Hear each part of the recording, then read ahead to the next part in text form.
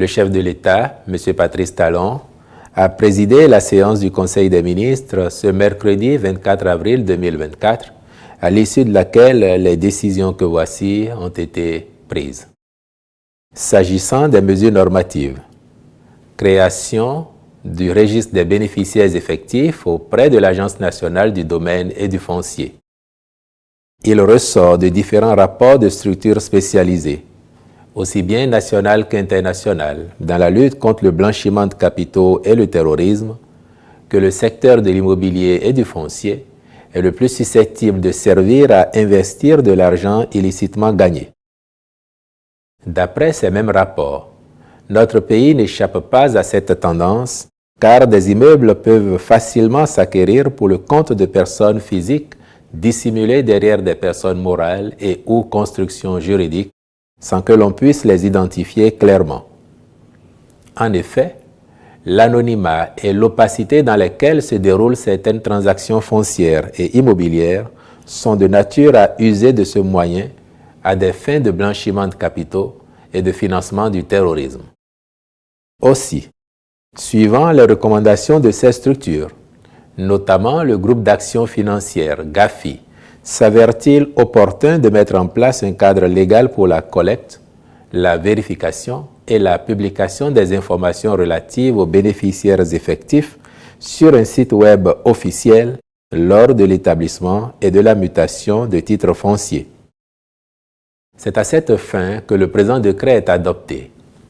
Il consacre la création, auprès de l'Agence nationale du domaine et du foncier, du registre des bénéficiaires effectifs dans le secteur de l'immobilier et du foncier. Le ministre de l'Économie et des Finances prendra les dispositions nécessaires à sa bonne application. S'agissant des communications, mission d'études complémentaires relative à la réalisation d'un système d'épuration des eaux usées domestiques à Ganvié. Dans le cadre de l'exécution d'une précédente mission sur le même objet, il a été demandé de procéder à l'analyse du dossier d'avant-projet détaillé réalisé par la société prestataire. Il en ressort les constats suivants. Aucune étude, budgétisation ou planification n'a été faite pour le raccordement et la collecte des eaux usées provenant des habitations, ce qui signifie que le système ne disposera pas d'affluents à traiter. Le dimensionnement de la station d'épuration des eaux usées est prévu pour 75 000 équivalents habitants pour une population potentielle de Ganvié en 2038. Or, celle-ci actuellement est d'environ 40 000 habitants. La cogénération biogaz ne présentera une valeur ajoutée qu'après un raccordement d'au moins 40 000 équivalents habitants. La gestion des boues après déshydratation n'a pas fait l'objet d'une étude. Cependant, elle peut être utilisée dans l'agriculture sous forme de compost. Au regard de ces constats, il est recommandé qu'une étude complémentaire au dossier d'avant-projet détaillé soit réalisée et prenne en compte le raccordement, la collecte, de même que le traitement des eaux usées. Elle sera assortie d'un cahier de charges d'exploitation et d'entretien du système afférent pour une durée minimale de 5 ans. C'est dans ce cadre que le Conseil a marqué son accord pour la présente mission et instruit les ministres concernés de veiller à sa bonne conduite.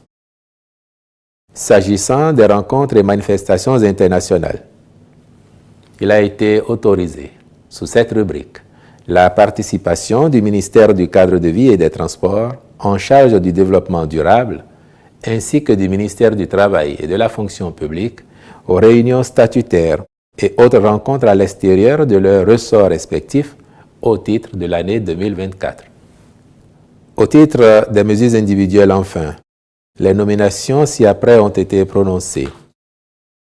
À la Cour des comptes, en application de la loi organique sur la Cour des comptes, sont désignés membres du Conseil supérieur des comptes par le président de la République, messieurs Kadi Agbede, titulaire, Bios Sourokou, suppléant, par le président de l'Assemblée nationale, messieurs Adolphe Djima, titulaire, Christophe Éric Ponty-Camou, suppléant.